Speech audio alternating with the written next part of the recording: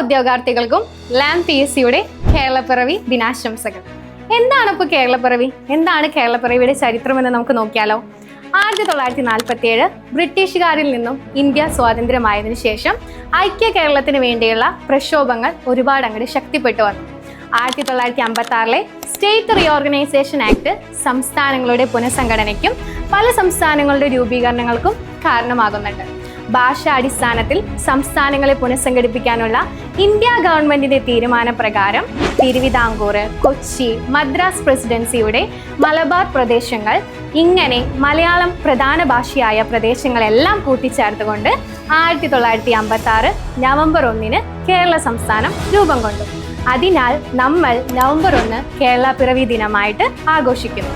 അപ്പോൾ എല്ലാവർക്കും ഒരിക്കൽ കൂടി ലാം PSCയുടെ കേരള പിറവി ദിനാശംസകൾ.